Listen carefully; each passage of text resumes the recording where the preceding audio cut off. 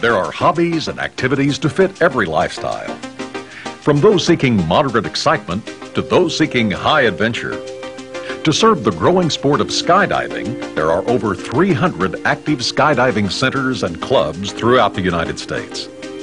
These drop zones operate well over 500 skydiving aircraft, referred to as jump planes. As a result, trained jump pilots are high in demand. Although no special training or endorsement is required by the FAA to become a jump pilot, thorough training is vital. As you will see, flying skydivers is demanding on the pilot. Pilots' awareness of safety and operational considerations are needed when flying skydivers. There is a wide variety of aircraft used for skydiving. The de Havilland Twin Otter, Casa 212, Cessna 182, and various other twin and turbine engine aircraft. The 182 is found at virtually every drop zone and is what most beginning jump pilots fly. We'll use the 182 for most of our examples. First, you need to know what sources of information are available regarding jump piloting. Here are some of the sources available. FAR Part 91, General Operating Flight Rules. Advisory Circular 9066, Recommended Standard Traffic Patterns. FAR Part 105, Parachute Jumping. Advisory Circular 105-2, Sport Parachute Jumping. United States Parachute Association or USPA's Skydivers Information Manual. USPA's Skydiving Aircraft Operations Manual. While having actual skydiving experience can be helpful, it is certainly not necessary. Let's examine some of the regulations that can affect you as a jump pilot. Whenever there is compensation for a flight, regardless if the pilot is being paid, that flight is considered a commercial operation by the FAA. Thus, nearly all jump flights are commercial operations, requiring the pilot to hold at least a commercial pilot certificate, along with current second-class medical certificate. All piston engine aircraft used in commercial operations are subject to 100-hour inspections, as well as annual inspections. For multi-engine and turbine aircraft, a manufacturer's maintenance program or other FAA-approved program is necessary. Nearly every aircraft requires some modification and FAA approval to serve as a jump plane. Common examples of aircraft modifications include removal of a cabin door, installation of a jump door or air deflector, added seat belts, installation of special steps or handholds for the jumpers. If the aircraft is certified by the manufacturer to fly with a door removed, then the procedures, conditions, and restrictions, if any, will be found in the Aircraft Flight Manual or Pilot's Operating Handbook. Otherwise, either a supplemental type certificate, an STC, or FAA field approval is necessary to fly without a door. Many jump planes have an in-flight door that can be completely opened and shut during flight. This modification also requires either an STC or FAA field approval. Door removal or modification approvals often have provisions that also require all occupants, including pilots, to wear a parachute if the door is opened. Usually there are provisions that limit airspeed with the door open. These speeds must often be placarded. The speed limitations for Cessnas are usually between 80 and 110 miles per hour for door opening or flight with the door open. Many Cessnas also have an external step to facilitate jumper climb out. These too require either an STC or field approval. Since every skydiver is required to use a seatbelt, it is often necessary to add additional seatbelts and attach points. Larger planes, or those with an aft door for jumping, often have external steps and handrails to facilitate skydiving exits. Roll-up doors, or air deflectors, are also popular. All of these modifications require FAA approval. Whenever modified, a jump plane must have a revised weight and balance record that should be retained in the aircraft.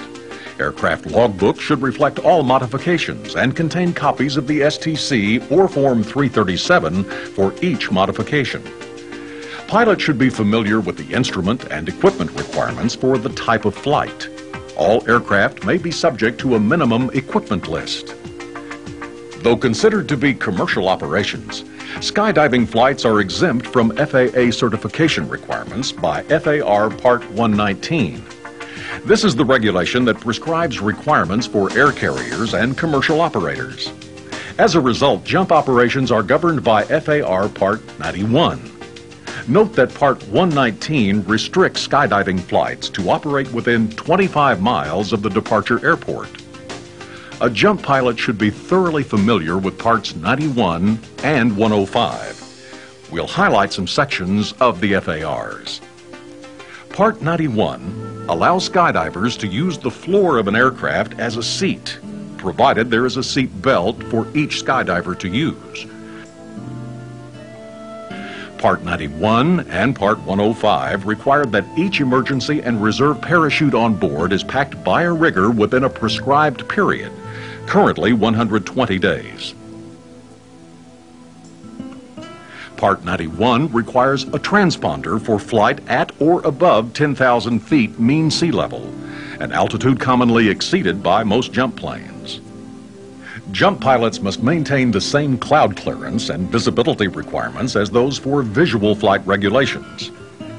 Below 10,000 feet, the pilot must have 3 miles of visibility and be at least 500 feet below, 1,000 feet above, and 2,000 feet horizontally from a cloud. At or above 10,000 feet, 5 miles of visibility, and must be 1,000 feet below, 1,000 feet above, and 1 mile horizontally from any cloud. Part 105 holds the pilot responsible for ensuring that jumps do not create a hazard to air traffic or persons or property on the ground. Permission must be obtained from an airport manager before jumping over or onto an airport. This permission can be verbal. When jumping into Class A, B, C, or D airspace, authorization must be obtained from the Air Traffic Control, ATC facility involved. This authorization can be obtained by telephone, though the facility may ask for the request to be in writing. When jumping into Class E and G airspace, the appropriate ATC facility must be notified beforehand. This is commonly accomplished with a telephone call. The information required for either ATC authorization or notification is currently found in Section 105.25. Many existing drop zones have already taken the necessary steps to obtain authorization or provide notification. Drop zones should also file a Notice to Airmen, a NOTAM, that allows flight service to disseminate drop zone information to other pilots. Drop zones with at least 4,000 annual jumps can file a Flight Data Center, FDC NOTAM, or Permanent NOTAM. This allows the drop zone to be listed in the FAA Airport Facility Directory and results in a parachute symbol being placed on the sectional chart next to the airport location. The information required to file the NOTAM is the same as that required for an ATC authorization and notification and is found in Part 105. Once airborne, the jump pilot must establish radio communications with the appropriate ATC facility, the one with airspace jurisdiction at jump run altitude, at least 5 minutes prior to the jump. This is primarily for the jump pilot to receive information from ATC about known traffic in the area. During a jump operation, Air Traffic Control advises the jump pilot of other aircraft in the vicinity of the jump plane. When advised of traffic prior to or during a jump run, the jump pilot must assess whether releasing the jumpers will compromise safety. If so, the jumpers must be held until the traffic is clear. 29 Bravo has traffic. He's no factor. We're 2 minutes to run. 29 Bravo is looking. We're going around for another jump run. Always communicate with ATC in terms of feet above mean sea level. MSL. Since skydivers speak in terms of feet above ground level, AGL, the pilot will often need to convert desired jump altitudes from AGL to above MSL for air traffic control. For a jump pilot, the most common ATC radio calls are the initial call. It is best to make the initial radio call to ATC as soon as radar coverage is available, though some ATC facilities prefer a later call due to workload. The initial call should indicate the expected jump run altitude in feet above MSL. And Lakeland approach, Cessna 5829 Bravo, passing through 3,000 feet on the way to 10,000 with a load of jumpers. The jump run call. Most ATC facilities prefer a 1-minute or 2-minute call from the pilot prior to jump run. Some prefer an earlier 5-minute call. And Lakeland approach, Cessna 29 Bravo is 2 minutes to jump, 2 minutes for 29 Bravo. The jumpers away call. Once all jumpers have departed, the pilot should advise ATC of the jump plane's descent. Lakeland Center, jumpers away from 29 Bravo and descending. That's jumpers away, 29 Bravo. The jumpers on the ground call. Part 105 requires a call to ATC when the skydivers reach the ground, but many facilities waive this call. And Lakeland Center, 29 Bravo has all parachutes on the ground at Zephyr Hills. Broadcasts on the Common Traffic Advisory Frequency, CTAF, are also good practice if ATC can be monitored at the same time. CTAF calls convey information about jump activity to locally based aircraft and aircraft inbound to the airport. The following CTAF calls should be made. The jump run call. Zephyr Hills traffic, 29 Bravo is 2 minutes to jumpers away at 10,000 feet over Zephyr Hills, 2 minutes. The jumpers away call. Zephyr Hills traffic, 29 Bravo, jumpers away 10,000 feet and below over Zephyr Hills. The parachutes over the airport call. Zephyr Hills traffic, parachutes open over Zephyr Hills 3,000 feet and below over Zephyr Hills. And the jumpers on the ground call. Zephyr Hills traffic, all parachutes are on the ground at Zephyr Hills. All parachutes are on the ground. Prior to the day's first flight, a jump pilot should have a current weather briefing including winds aloft. Ensure a NOTAM is filed in accordance with FAR 105. Determine jump run direction and altitude. Be sure to convert AGL to MSL. The pre-flight inspection. Because jump planes undergo rigorous service, a good pre-flight inspection is crucial before the first flight each day. Be watchful for cracked, worn, or loosened components, especially around the spinner, engine cowling, and in-flight doors. Propellers should be checked for nicks and scratches, especially when operating on unpaved areas. Tires and brakes wear quickly, so it's important that they be inspected frequently. It is typical for oil consumption to be somewhat high when flying jumpers, so checking the oil quantity frequently is good practice.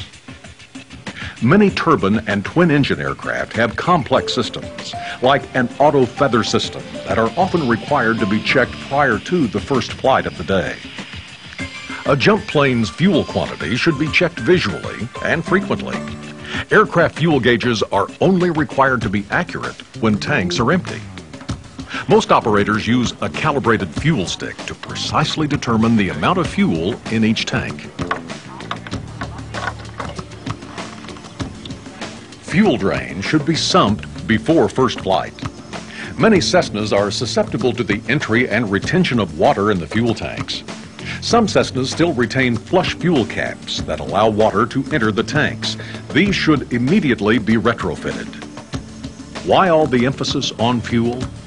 Statistics show that a high percentage of jump plane accidents are the result of fuel exhaustion, fuel starvation, or fuel contamination.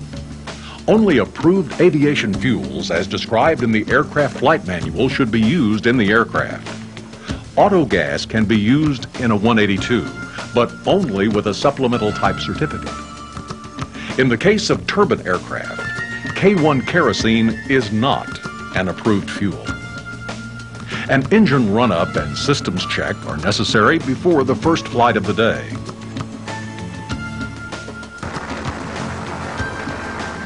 Additional checks throughout the day or when possible is good practice.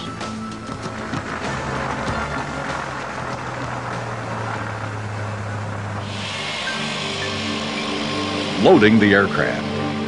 The primary concern with aircraft loading is to ensure that the aircraft stays within its weight and balance limitations. Weight and center of gravity should be calculated prior to each flight, starting with the aircraft empty weight and including the weight of each occupant and their associated gear, parachute, jumpsuit, helmet, etc. In practice, the drop zone office, also called the manifest, will often provide the pilot with the weight of each jumper. Concern about an aircraft's weight and center of gravity should be paramount, especially when flying jumpers. An overweight airplane has sluggish performance. An out-of-balance airplane that's also overweight may have controllability problems. A faltering engine or other distraction can cause loss of control. For multi-engine aircraft, proper weight and balance is even more critical. An aircraft that is overweight may not have sufficient single-engine climb performance. An aircraft that is loaded aft of its permitted center of gravity limit may not be able to maintain directional control with an engine out. Taxi. After loading, every occupant must be secured with a seatbelt or other approved restraint prior to taxi. Skydivers should keep seatbelts or restraints secured until at least 1,000 feet. Helmets, cameras, and any other equipment must be secured to prevent them from becoming projectiles in the cabin. If multiple jump planes are operating, constant vigilance for landing parachutes is necessary when taxiing and taking off. The takeoff. The takeoff is the most crucial phase of flight. If power is lost prior to liftoff or until nearly 1,000 feet up, a pilot's options are few, but immediate reaction is vital. Every pilot should begin the takeoff roll with the expectation that a power loss will occur. By being mentally prepared, your reaction time is quicker. With a power loss, a pilot's first and immediate reaction should be aircraft control. Pitch the aircraft down to maintain airspeed. Unpowered, the aircraft's tendency will be to pitch upward, lose airspeed, and ultimately stall. Any delay in nosing over exacerbates the situation, making it critical. Takeoffs are often at or near gross weight, which means longer takeoff runs and shallower climb outs. Following the initial takeoff climb, the aircraft should always be flown so that a power-off glide back to the airport or to another nearby airport can always be made if needed. In Cessnas, the fuel selector is in a location where it can be inadvertently bumped while jumpers are loading. A pre-roll check should be made prior to every takeoff.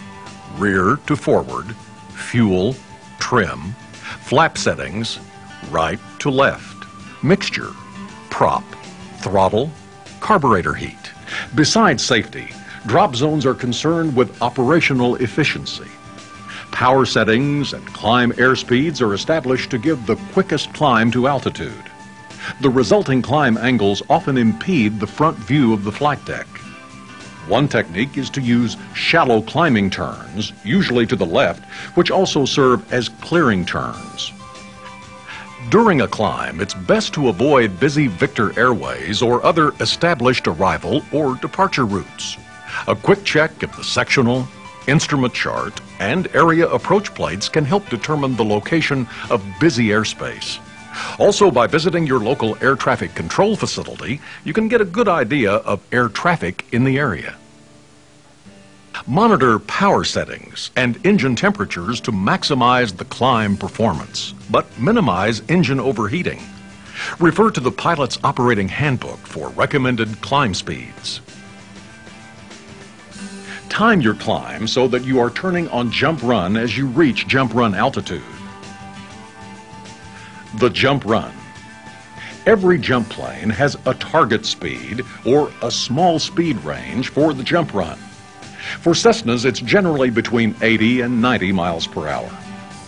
On reaching jump run altitude, the pilot needs to level off while ensuring that the aircraft does not gain airspeed. Find the power setting that maintains the jump run altitude and the target airspeed. Spotting. The spot is the skydiver's predetermined exit point over the ground. It is influenced by the speed and direction of winds from jump run altitude to the ground. The spot is nearly always upwind of the intended landing area, giving the skydiver wide latitude to run with the wind or hold into the wind for greater landing accuracy. Winds at altitude can have a large influence on the spot. A 60-mile-per-hour wind at 12,500 AGL can move a group of free-falling jumpers a mile from their exit point, since they are in the wind for about 1 minute, assuming the wind is constant from 12,500 to 3,000 feet. In reality, winds aloft are not constant, but still do influence the exit and opening point. Winds near the ground can affect a skydiver under an open canopy to a great degree. For jump run, the jump pilot's primary responsibility is to place the aircraft at the correct altitude and heading at the start of the jump run. The use of GPS can be a big help. Because a jump pilot cannot see directly below the aircraft, once on jump run, a jump master or other skydiver will line up the aircraft, fine-tuning the track over the ground and calling for the exit. With student skydivers, the jump master will often call for a cut, requiring reduced throttle. The pilot should slowly reduce throttle to a partial power setting. This cuts down on prop blast and allows the student an easier climb out onto the step. It is vital that the pilot maintain a healthy margin above stall speed. You do not want an aircraft to stall on jump run. Pitch down and add power if necessary to maintain airspeed. Experienced jump pilots can help determine power settings and airspeeds preferred by various groups of experienced skydivers. On jumper climb out, the pilot may need additional control inputs to counter the effect of having jumpers on the step, whether with one person or several. As the first jumper climbs out, the use of opposite aileron may be necessary to maintain wings level. Be prepared to neutralize controls after the jumper's exit. When jumpers have exited, notify ATC with the jumper's away call and advise them of your next maneuver. Most twin and turbine jump planes have an in-flight roll-up door or deflector toward the rear of the aircraft, well removed from the pilot. Many have a light system or toggle switch with lights installed by which the pilot and jump master or spotter can communicate about the jump run or necessary corrections. Many jump planes with a rear door can have their aft loading limit exceeded if too many jumpers gather in or near the door on jump run. Some require a minimum number of jumpers to remain forward of a marking until the first jumpers have exited. Placards and frequent pilot briefings should be used to remind skydivers of such limitations. The descent. When flying a Cessna with an in-flight door, a quick jab of the left rudder will disrupt the airflow over the door and cause it to drop. The pilot needs to make sure it is then securely latched. The jump pilot sets up a descent consistent with safety and guarding against engine shock cooling. Each operator will have a preferred airspeed for descent. For Cessnas, descent speeds are in the 140 to 150 mile per hour range. With a partial power setting, this should result in a 1,000 to 1,200 foot per minute descent rate. As you descend, be sure to visually scan for other air traffic in the area. You don't want any surprises. Prepare to use carburetor heat during descent. Cessnas in particular are susceptible to the formation of carburetor ice during long, low-powered descents, even on hot summer days. Descending turns serve well as clearing turns. Having all exterior lights on helps in making sure other pilots see you.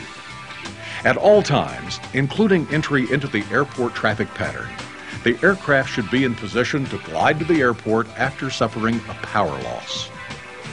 Many larger aircraft can safely descend to the ground faster than the skydivers. When doing so, the pilot should ensure that the aircraft remains clear of the skydiver's airspace. Additionally, an outside visual scan for other traffic is crucial. Reloading. To reduce the potential for propeller strikes, it is best to shut down the aircraft prior to reboarding. However, to limit start cycle and engine wear problems, many drop zones prefer to keep engines running, particularly at high-volume locations. This can be safely done if deliberate safety measures are in place to prevent anyone from wandering into turning propellers. Remember that many first-time jumpers and observers may have never been around an aircraft before. Refueling. Piston aircraft should always be shut down and all passengers deplaned for refueling. Hot fueling. For turbine aircraft, the FAA has no restrictions on rapid fueling, which is the practice of fueling while engines are operating. However, hot fueling demands utmost planning and caution. The Parachute Industry Association has developed a technical standard for hot fueling, TS 122, which should be followed. It recommends ensuring no one aboard the aircraft except for a qualified pilot at the controls. Fueling in an area that's removed from waiting skydivers and spectators. Use of proper bonding and fueling techniques that eliminate the potential for fire and spillage. Ensure the avoidance of rotating propellers. And having trained personnel nearby with fire extinguishers who are prepared and ready for potential emergencies. Emergencies. Jump planes are susceptible to the same types of in-flight emergencies as other aircraft, but they can also bring additional scenarios to the situation. Flight manuals and experienced jump pilots and operators should be consulted for specific procedures. No matter what the emergency, the jump pilot's first and primary response is to fly the aircraft, maintaining airspeed and control. Too many pilots have been distracted by events and allowed the aircraft to stall, often with disastrous consequences. Even a forced landing at 50 to 60 miles per hour in rough terrain should allow most occupants to escape serious injury. This is especially critical with a takeoff power loss. A pilot can reduce the potential for surprise and increase response time by beginning every takeoff roll with the mental expectation that the aircraft will lose power. Some of the more common jump plane accidents are caused by fuel exhaustion, starvation. Jump planes often fly with reduced fuel to accommodate heavier payloads while maintaining weight and balance limits. Pilots must check fuel levels often. Carburetor icing. The 182's Continental 0470 is a sturdy, reliable engine. However, its carburetor is highly susceptible to ice formation, even during hot summer days. Pilots should use carburetor heat often, especially during descent. Inadvertent deployment. Premature parachute deployments can cause catastrophic damage and injury. They happen most often when skydivers are positioning themselves in or near the door prior to exit. Prevention is best accomplished by gear checks prior to boarding and jump run. Jump pilots should become familiar with parachute automatic activation devices, AADs, some of which can be activated in the aircraft during a fast descent. A jump pilot often has the option, if high enough, to empty the aircraft. Special operations. Specific procedures and regulations address special types of jump operations, such as demonstration jumps, high-altitude jumps, and formation flights. It is best to obtain a briefing from a jump pilot experienced with these operations. Flying skydivers can be a rewarding way to build flight time, but it demands thorough training and constant attention. Be sure to learn all you can from experienced jump pilots and skydiving operators. Contact the U.S. Parachute Association for the locations, skydiving centers, and more specific information concerning jump plane operations.